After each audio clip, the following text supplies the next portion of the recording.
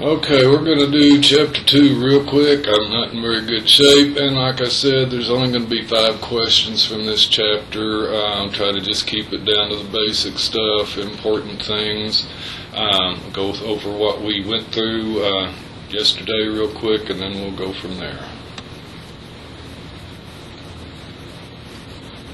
Okay, I don't really care about this much, except that we do need to remember that when we look at cultures, we need to be impartial and objective about it, because we judge things from our own point of view, and we don't always understand all the reasons for doing things. And I try to keep this in mind when I look at our culture also.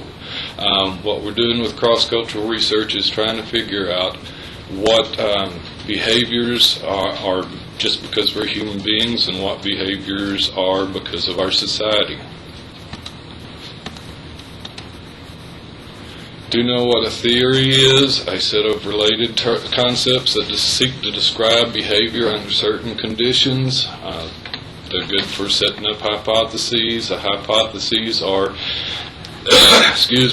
possible explanations that can be tested by research. Do you know the different types of models? Mechanistic views us as passive, pretty much machines that react to the environment. Organismic model views us as active. We do initiate, we impact our environment just like we change to meet our environment.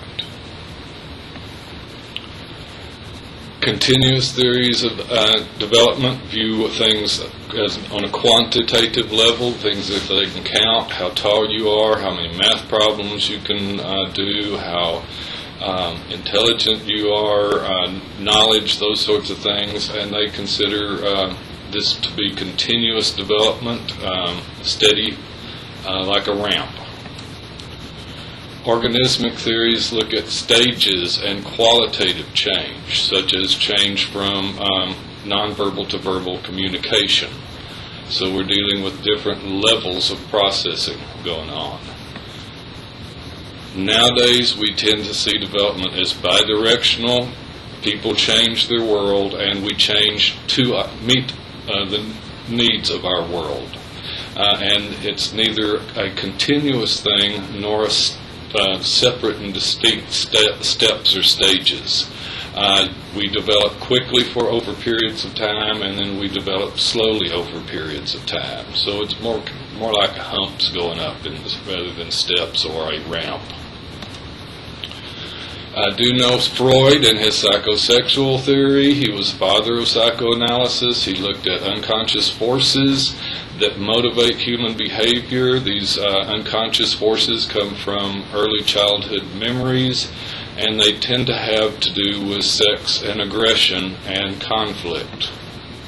The conflict is between the developing individual and our child and the socializing agents, generally the parents at least when he was studying all this. Do you know the order of the stages about when they run and a little bit about them? So you have oral, anal, phallic, latency, and genital. These are where pleasure and conflict occur at each stage. Also, do you know the parts of Freud's personality, or his theory of personality? The id, which is pleasure principle, we tend to view this as evil, but it's not evil. It's just the wild part of us. It doesn't understand that we need to control ourselves. Superego goes way the other way. We had envisioned it as an angel, and it's really not. It's just our conscience. It's what society has put on us to keep us under control. And then ego is the one that understands at least some of what's going on and figures out whether they can afford to do what they want to or if they have to put it off for a while. Erickson did base his stuff on Freud's psychoanalytic theory, but he put in social influences. He did not stop studying development at adolescence, but continued throughout the life stage. Did say that there was a crisis or conflict in each stage, like Freud did, and if you resolve this, if you reach a balance, then you get a virtue. We'll have at least, we'll have a question about Erickson on almost every exam. Maybe not this one, but the rest of them. Learning theory says that learning, know the definition, long-lasting change in behavior based on experience. Behaviorism was the first one, and they had a basic belief that we react to a situation based on whether it is we get something we want out of it, or if we don't get something we don't want out of it. If we do something and we don't like what we get, we're less likely to do that again. If we do something and we like what we get, we're more likely to do that again. John Watson was a knee biter I've talked about. I all heard him. Do know a little bit know what classical conditioning is, which is conditioning of autonomic or automatic reactions, behaviors. Know about the little Albert experiment. Do know what a neutral stimulus, a conditioned stimulus, an unconditioned stimulus, and the related responses are. Know what they were in the experiment, and maybe I'll give a different example.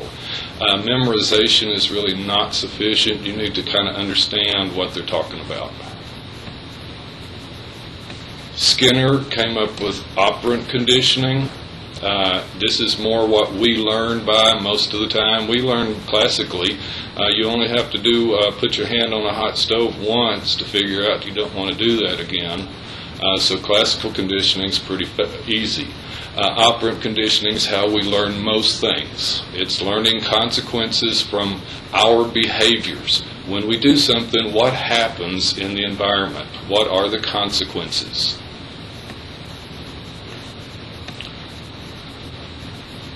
We use reinforcement. Reinforcement always increases the likelihood of behavior, whether it's positive, which is adding a reward, something we like, or negative, removing, subtracting something we don't like. Punishment always decreases the likelihood of a behavior occurring. Positive, you add something that they don't like, or negative, remove something that they do like. So takeaway. One way I always think about it, and I forgot to do it in class, but I'll do it now, to kind of distinguish the two between classical and operant, as you're driving down the road, you come over the top of a hill and you see a black and white sitting on the side of the road. What's the first thing that you do? Many people at this point say, I slow down. I said, no, that's what you do in response to the first thing you do. The first thing you do is panic. You feel fear. You see it, you feel fear, that is the autonomic response. You have been classically conditioned to fear the black and white while you're driving. Then, to deal with that fear, you have learned to slow down. So the first reaction, fear, is classical conditioning. The second reaction, slowing down, is the operant conditioning. And most of you have overgeneralized. I've noticed that most people slow down when they see a black and white, even if they are going the speed limit. Please don't do that in front of me. Bandura looked at social learning. The other two, Skinner and Watson, would say that you have to behave in certain ways and then react to what's going on. Bandura said, no, we watch and we learn a lot also. Children model our behaviors. That's what we talk about when we talk about role models. And unfortunately, many of the role models that children choose to model or imitate are not the best ones. Social cognitive talks about self-efficacy, which is your feeling about your ability to deal with the real world, and they look at the fact that we pick up from our peers as well as our mentors or teachers. Cognitive theory looks at how we think and how that deals with or how we behave because of those thought processes. Piaget, he's the big guy in cognitive stage theory. You're going to find out a lot about him. We're going to talk a lot about him through adolescence, so pay attention when Piaget comes up. He did think that we tended to, adaptation was what he thought was important. He talked about schemes, which are how we set up patterns of thought processes, how we structure our knowledge and the new things we learn so that we can think about them in rational ways. He did view adaptation as intelligence, and it's the ability to assimilate information and to accommodate information. Assimilating is to take in new information and put it into your schemes in such a way that you understand it. And then accommodation is changing your schemes to fit the new information. I think I'll let that one go. I think I explained that one reasonably well in class. Vygotsky looked at how children and were interactive in their social environments, primarily with caregivers such as parents, teachers. Information processing views us as kind of computers. They look at how we process neurologically information. We sense it, perceive it, and then think about it. How fast it happens, that sort of thing. They're really into tests like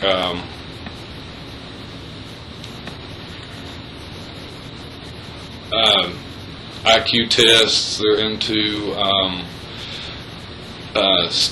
learning styles inventories. That's something I recommend that you use. Go talk to the learning specialist and do a learning styles inventory, and it might help you out. It'll help you maximize your learning. There's some good work coming out of this field.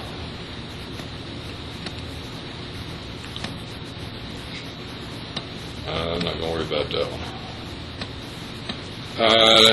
Just know that evolutionary and biological theories tend to base their stuff on survival and studying behaviors and trying to figure out why we do the things we do. Some of them seem to be quite counterproductive and counter-survival, so why do we do the things we do? And for, mating behaviors, why do we do it the way we do it? Why do some people give of themselves even though they don't get something back? Looking at other different types of behaviors.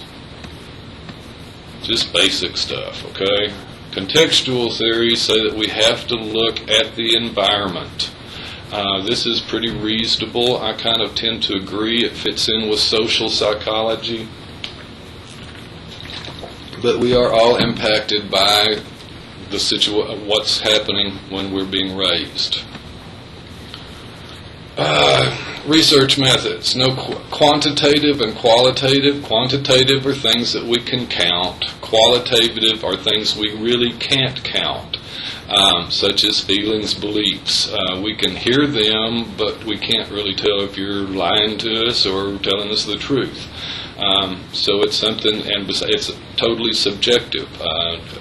Do you feeling very strongly? How does that compare with somebody else feeling the same emotion very strongly? Scientific method. Basically, no, that's just so you have an understanding of where we get our information. We don't pull it out our asses. We really have to look at data and look at how it's done, look at the research to figure out whether it's worth looking at anymore or not, or if we should just toss the conclusions. So kind of know basically what's happening in the scientific method. Know what a sample is. A sample is a small group within a population. Let's say we're going to sample, going to do a study on teenage sexuality. We can't talk to every teenager in the nation. It just doesn't work. We do a national census every 10 years. That doesn't work either. This is even worse. Don't have the money for it.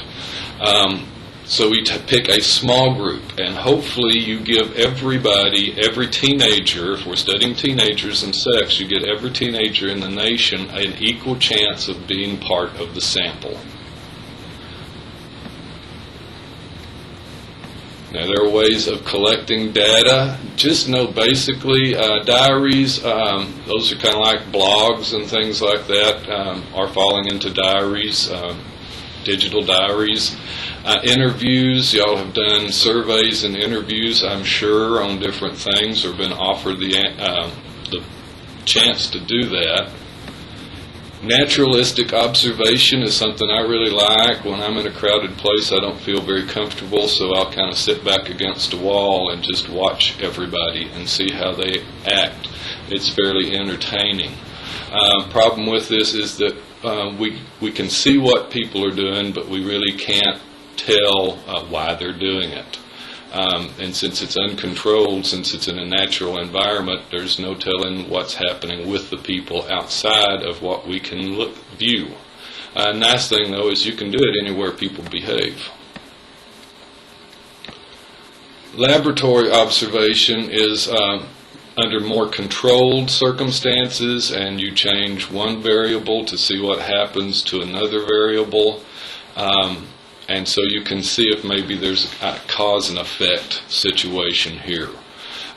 We do have to deal with observer bias, which is the researcher's tendency to interpret data to fit their expectations. And another problem that's not mentioned here is that when we know that we are being observed, we act differently than if we don't know we're being observed. So if we're in a laboratory, generally we understand that something's going on.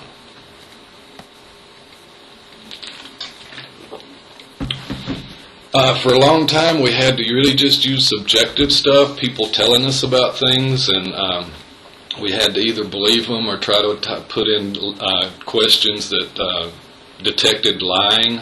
Now we can do a lot of biometric stuff and just look. Lie detectors are use this activity. We can look at heart rates, skin conductivity, how sweaty your palms are getting.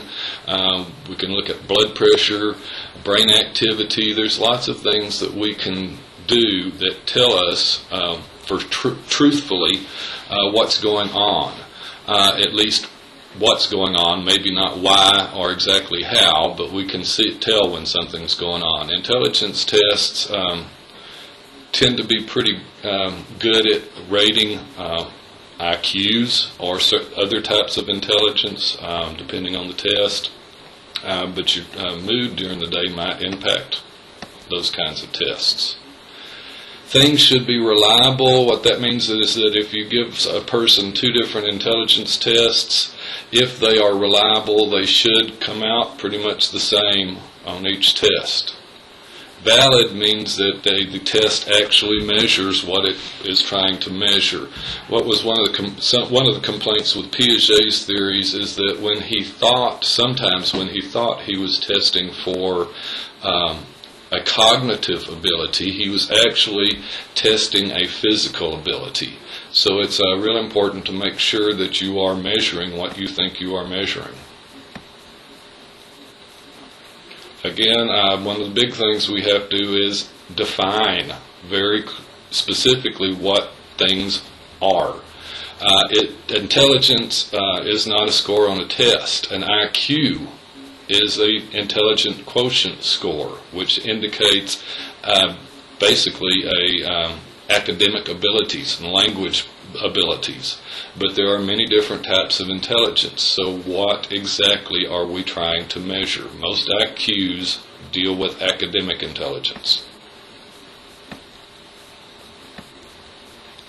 We're looking at neuroscience, how the brain works. Here's some, just kind of glance at this and have a decent idea as to what are the pros and cons are.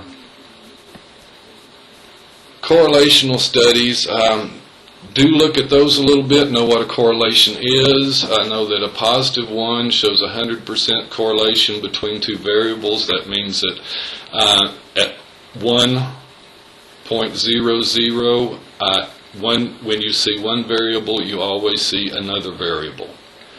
As far as the negative 1.0, that means that anytime you see one variable, you never see the other variable. A zero correlation means it's totally random, just like flipping a coin. Correlations are good for figuring out if there are relationships. They do not at all show cause and effect. The study on teenage sexuality. So I saw a correlational study on it several years back. Actually, I read about it, I think. And what they had found was that there is a correlation between the amount of time teenagers spend watching sexuality in the media and how sexually active they are. Some might leap to the conclusion, well, okay, then watching TV encourages sexual activity. And this is a possibility, but it could also be that as teenagers become sexually active, they start wanting to watch sex on TV. So it could be either way. Or it could be that, over time, more teenagers become sexually active. There are many more teenagers who are sexually active at 18 than there are at 15. So it may be something totally different that's causing this problem. So they set up an experiment. Experiments, you have to set up two groups. You do set up an experimental group, and you are going to expose these people to a treatment. If it is a drug that you're testing, you will expose these people to the drug being tested. If it's your hypothesis is watching sex on TV makes you sexually active, then you would have people watch more sex on TV or less sex on TV. The control group will do everything the same, except it will not have the treatment. They will watch the same amount of sex on TV that they always have, or a set amount. And if it's a drug that they're testing, this group will receive what's called a placebo, which is a sugar pill. And what they'll look for, the control group is there because, like I said, time changes sexual activity. And placebos cause people to have both benefits and side effects. You see that on a lot of the ads. A certain number of people feel better even if they just have a sugar pill, and a certain number of people would be constipated or have diarrhea or have headaches or dry mouth because they think they should, even if they're just getting a sugar pill. So the control group is to show whether the experimental change is really significant or not. Again, we're dealing with variables here. Independent variable would be the amount of time spent watching sex on TV. The dependent variable depends on what you do with the independent variable. It may change, it may not change, depending on if there is a cause and effect. Yeah, that's good enough. We also, everybody that we pick in the sample should have a chance at either being the control or the experimental group randomly. One thing you do have to make sure of is that the two groups look the same, because if you have all older teenagers in one group and many younger teenagers in the other group, there's going to be differences. More males in one group than the other, then there's going to be differences. So you try to control for that, but you try to make sure that within reason it's all random. Experiments can happen in the laboratory, which is very controlled but not real generalizable. They can happen in the field, which are a little less controlled, and so that means that they may be more generalizable, but there's some other things that might come in and dirty up the study. And natural, which are the least controlled. Just glance at longitudinal and cross-sectional and kind of understand what they're good for and what they're not. Okay, ethics. These are real important. We have to first balance what we're going to get out of this research against what we might do to participants. So back with the sexuality thing, we can't ethically start making teenagers watch more sex to see if they get more sexually active. That is not ethical. That would lead to riskier behaviors, and it's not something that we want to do. So what they did in that experiment was, rather than manipulate the independent variable, they did surveys with students, with teenagers, and asked them, how much time do you spend watching sex on TV? And then using that, they just balanced them out and predicted that those students who watched more sex on TV would be more sexually active within a set amount of time. That was a pretty good statement, and they pretty much were right in what they had hypothesized. So this does demonstrate that, yes, watching sex in the media does tend to lead to teenagers to sexuality. This supports other research that has studied aggression and demonstrates that watching aggression in the media, watching aggression at home, watching aggression in general tends to make people more aggressive. All the way through high school, throughout life, and lots of different levels. So, we do understand that we need to kind of keep an eye on what our children are exposed to. You also have the right to informed consent. If we lie to you, we have to explain when it's all over why we lied to you. You have a right to privacy and confidentiality, which means that you should never be, as an individual, tied to a research, and it should not in any way indicate what findings about you in particular were discovered. And that's it. I'm glad I'm done. Bye now.